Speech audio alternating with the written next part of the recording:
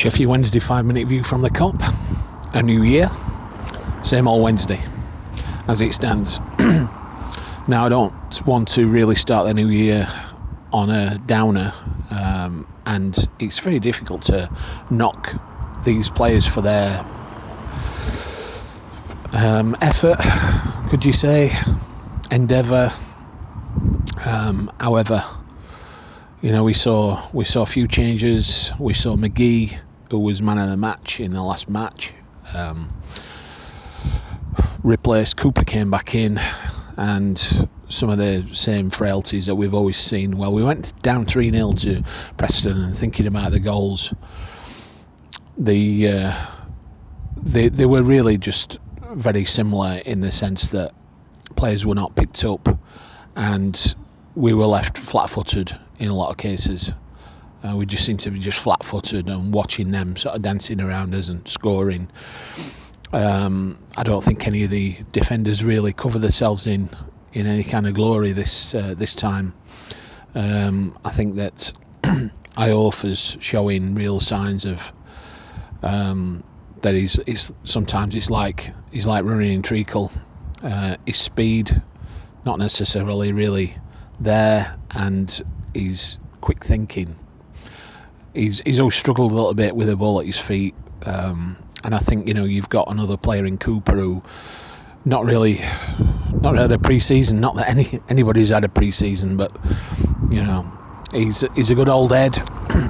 We think about the average age. I think it was about 24 that match, and you think about the players. Bannon, I think he's starting to struggle a little bit. I think that whilst he's absolutely brilliant and head and shoulders generally above most players, I think that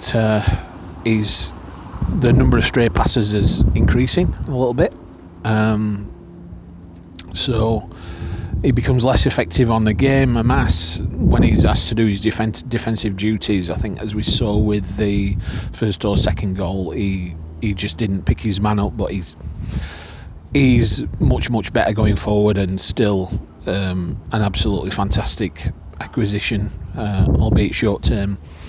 It could be very short term. He could be disappearing. Orvath's now gone back. Let's just hope that we can keep hold of Piers Charles.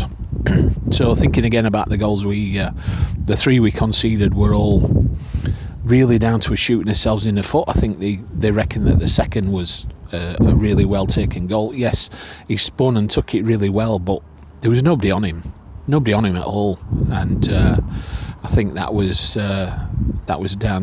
potentially down to Iorfa in that case. Octobio was getting really angry. Quite a lot of times you saw him throwing his arms up in the air.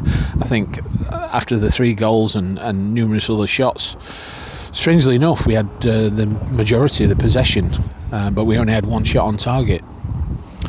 So we kept switching things around, and we brought Cooper in to start.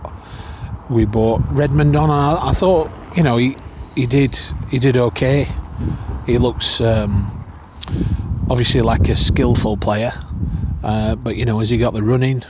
Certainly not to play much of a match.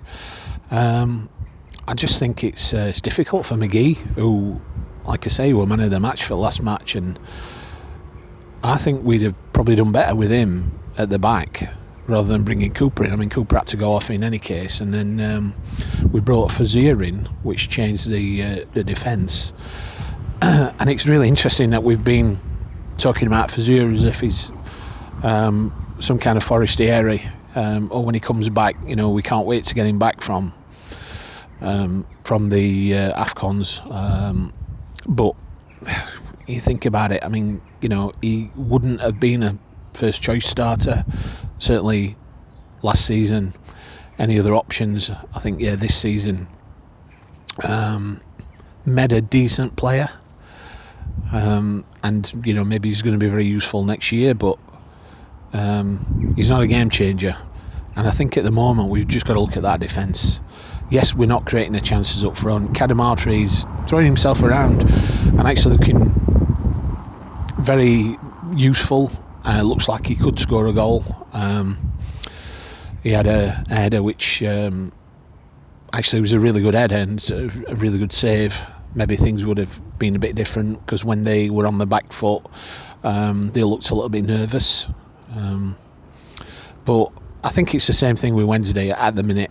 Somebody comes at us, they have enough opportunities, we are going to fall over ourselves, we're going to not pick a person up, we're going to be out of position. I often we're making runs forward and leaving it absolutely wide open at the back. And I just don't think that we've got the quality at the minute or the energy. And that's a big thing, sort of you can make up for it a lot with energy. And we are running a lot to start off with, but as the game goes on, you can see that energy goes, and we've got to look to the bench and see who we can bring on. And I think it's those young players that we really now, we know we're going down. Just give them all an opportunity. I've said before about Granger, needs to come in. He will throw himself around. McGee needs to be in. Emery, another great youngster. Shipston in midfield. Just give them a rest. Give these players a rest. Bannon's having to play every minute of every game, and it's just not. It's not good enough. Ingleson runs himself into the ground, and he can't do that for 90 minutes. So things are going to look up, but I just think we need to just look at making some changes and see if we can get something else out, because I don't want to get to the stage where we're just getting spanked every single match. We don't deserve it. They didn't deserve to come out 3-0 winners, but we are prone to mistakes every time that somebody comes at us at the minute. Okay, well now, Happy New Year everybody. Bye for now, and up the L's.